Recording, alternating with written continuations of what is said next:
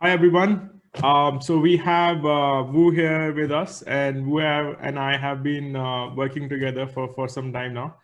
And he's the CEO and CMO plus CEO now of SnapEx.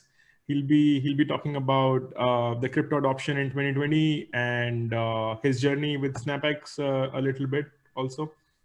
Over to you, Wu. Right. Good evening. I'm actually from Malaysia. My name's Wui Yang, and I think as Adnan said, initially I was with SnapEx. But recently, because of the turn of events, a fair bit of things has changed. And that's also one of the reasons why I think today I'll be sharing with the audience what's the sort of like a crypto outlook here in 2020, 2021. And how that effectively affects the derivatives market here in general. So I think before we jump into it, I think I'm probably just gonna quickly run through some history of what SnapEx is. So we are a crypto derivatives platform that kickstarted back in 2018. And back in 2018, the reason why we started this idea is because we thought in the market there were a shortage of hedging tools.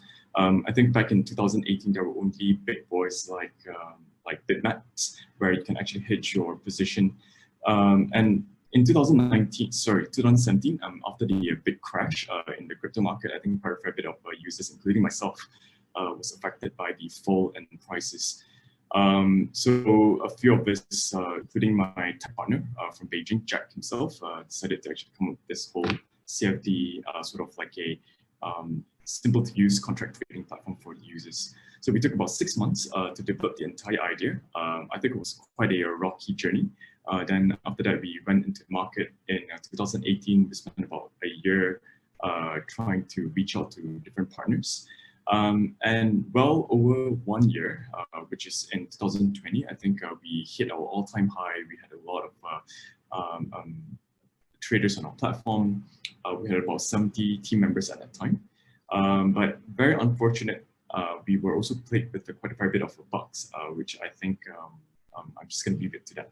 So things were expanding quite well, I think exponentially, until 2021. I think crypto itself has gone through an unprecedented growth in terms of adoption. I think quite a fair bit of you who's in the crypto market is actually quite well aware of the situation. You have your institutional investors coming into the platform, people like institution like Grayscale. I think there are quite a number of ETF, ETP funds that were set up in the EU, in the US, and also in the Norwegian countries as well. And of course, you have your biggest influencer in the market, Elon Musk himself, has so recently also started being very active in the scene. So what does that actually entails in 2021? So you can see where we are now. I think it's very different compared to where we used to be in 2017.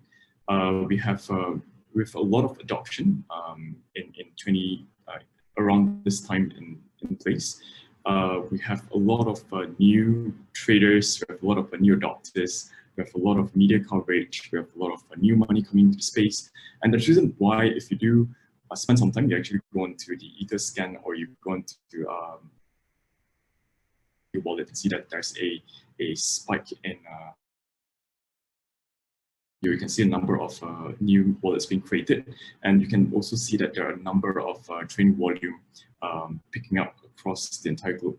But more importantly, you'll see that we are in a time where crypto adoption is being realized by a lot of all the developing countries as well. So if you're well aware as well, I think countries like Venezuela, Croatia, and I think in the South American countries, I think quite a fair bit of users have started to actually pick up cryptocurrency. So all in all, I think in 2021 itself, I think it's a very healthy growth for cryptocurrency. But no doubt, I think Bitcoin itself is still a very speculative instrument. So I think if any of you are trading outside, please do be careful, trade safe as usual. I think there are a lot of projects coming up as well. So I think, for instance, like I think your VeChain, your Polkadots, your Cardano, I think in terms of prices, I think it's came out by close to, I think 4 to 5x since November. So you can see that there are a lot of growth in the space itself, and not just in terms of market share, but in terms of adoption, in terms of technological advancements, in terms of awareness. So I think all in all, 2021, it will be a good year. All right, but unfortunately, I think because of our liquidity issues on SnapEx itself, we were not able to sustain the entire business. So as I've mentioned at the start of the platform, I think I'll also briefly speak about how this whole bull run has affected us platform as a derivatives exchange.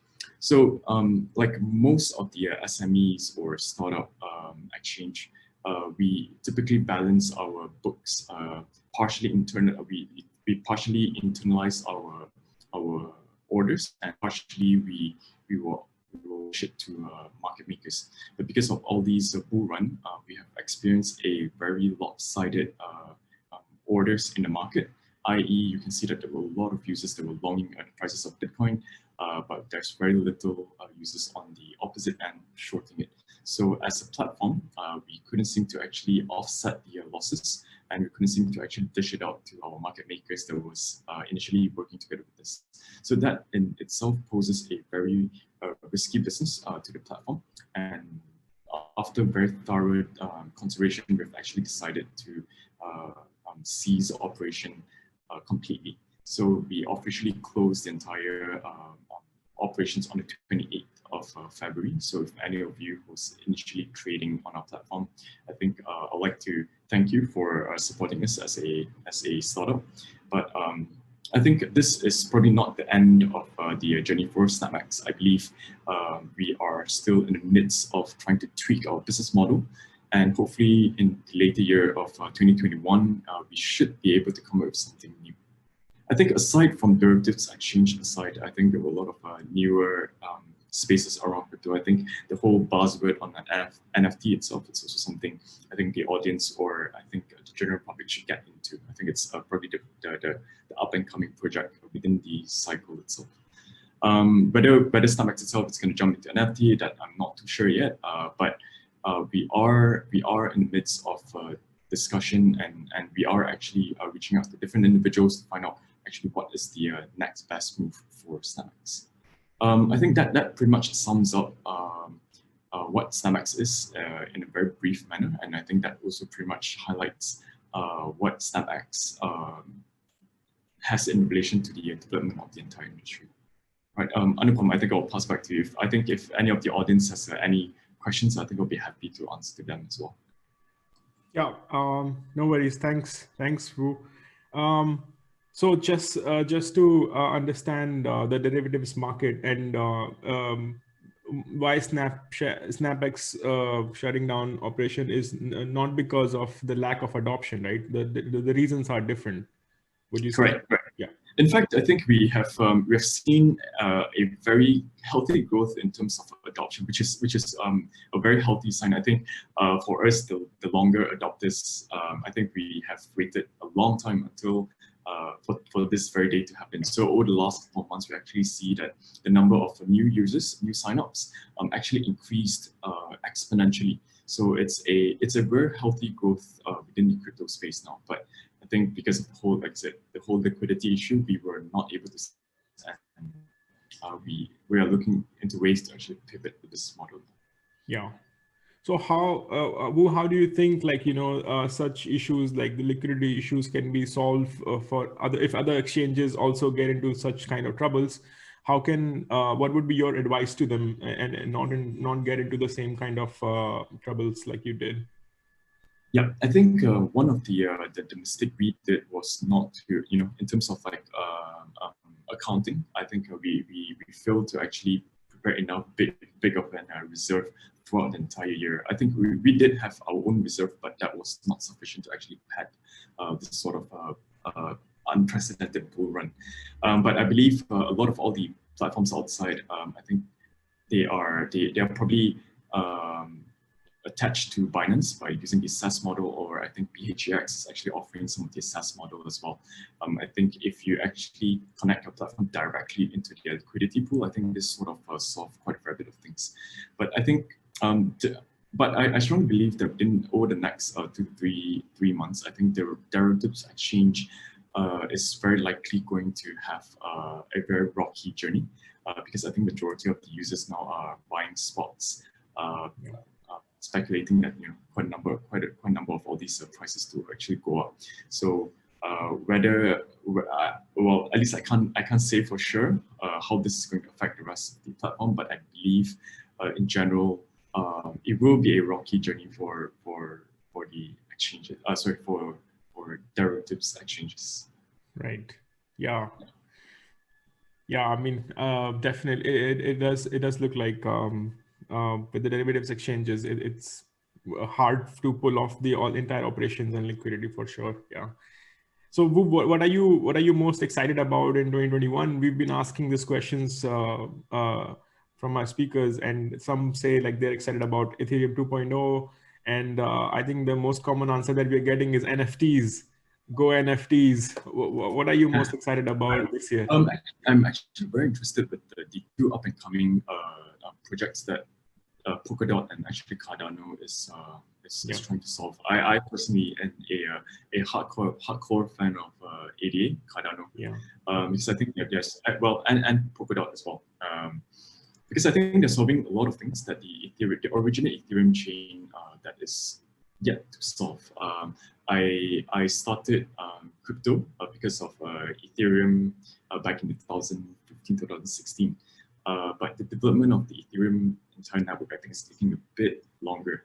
So I think there's nothing right or wrong as to which sort of project you believe in. But fundamentally, what these projects are trying to solve, I think that's very important. How efficiently all these projects are solving the problem, that is also very important as well. So as you can see, I think over the last 1 month, the entire Ethereum project, the entire Ethereum chain became very congested. As to why I think your gas fees skyrocketed. I think someone actually did a comparison between fees being paid on Ethereum network and fees being paid on the Cardano network. I think both are miles apart. So I will still hope to see Ethereum succeed with the ETH 2.0 coming up and coming. But I think there are also a lot of other newer and more exciting projects that I think the audience should look into. Exactly. But right now, like more than 95% of the entire DeFi projects are on Ethereum.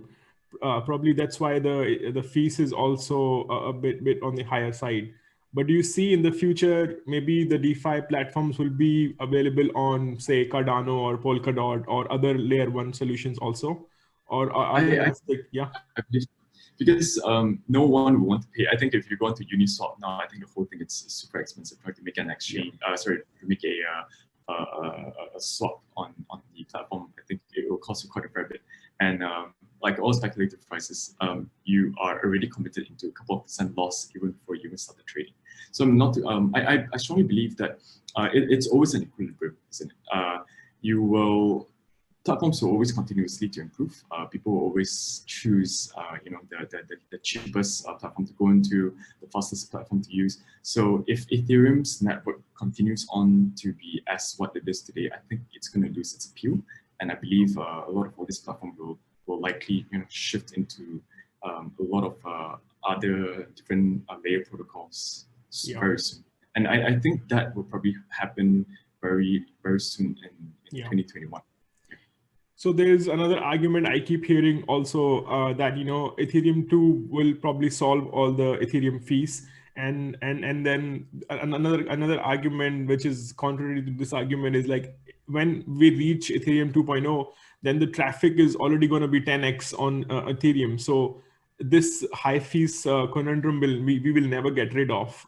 It seems like this, but you never know with Ethereum how things might turn out. Right. I think because Ethereum itself is a very legacy, in relative terms, it's a very legacy chain. So now you have your whole BTC Omni chain, and you have your Ethereum, the original Ethereum. So I think interesting time to see how far this whole thing is going to come out. But regardless, it's because of Ethereum, because of all these Bitcoin, BTC's original inception. We we are here today, talking about this whole crypto market. Yeah. And speaking of Polkadot and Cardano, I hear that there are projects that are raising a crowd fund from Polkadot. There is Akala, and there is I think Akala is probably the first one doing that, which is quite interesting. I think they're not taking the ICO, IDO, IEO route. They are actually crowdfunding their project through Polkadot somehow, through their crowd fund. And then something like Polkadot provide them security while they can raise funds, which is again pretty interesting to see. Yeah. I think as long as all these projects are fundamentally solving certain issues, and fundamentally, I mean, as long as the founders themselves, they are also fundamentally staying true to the project, I think there are a lot of room for growth. But of course, you also have, I think back in 2016, you have a lot of all these ICO projects mushrooming all around the place, promising users X amount of growth in wealth. I think for all the listeners on this webinar, I think just be a bit careful. Anything that is a bit too good to be true, it's mostly that. So try not to get hooked up by coins. When people tell you coins that will 10x, 100x, 1000x over the next 3 months, yes, potentially, but I think the risks are always there. So a lot of all the adopters in 2020 who has not actually gone through the 2016 phase, I think they are still very optimistic about things. I think a lot of us who had gone through the 2012, the 2017 crash, we are a bit more reserved. When we look at the projects, we want to find out what are they solving, who's behind it, who's supporting these projects, whether they have any credibility. I think all these are a good question to ask when you do look at any of the new projects. Yeah. And finally, Wu, so what can we expect from you in the future after SnapEx? What are your plans going forward? Don't know, actually. I think it's an interesting time because I've been with SnapEx since the start for close to about 2.5 years. So I think a lot of blood, sweat, and tears was poured into the project. But this sudden change was a bit abrupt. I think for myself, I'm a trader myself, so I will definitely be in the space and constantly updating myself with all the up and coming news on crypto. I would definitely be interested to actually partake in newer projects in the coming months. So like I said, with some of the investors, we are still in the midst of discussion to find out whether into which direction of crypto we should venture into. Hopefully, in a few months' time, if we have the chance to actually come back to share some experiences again, I have something new to actually propose to everyone here. Yes, cannot wait. Thanks. Yeah, thank you so much, you, for taking our time. And yeah, have a good day. All right. I'll speak to you then. Okay. Yeah. Thanks a lot. All right, you take care. Yeah, bye-bye.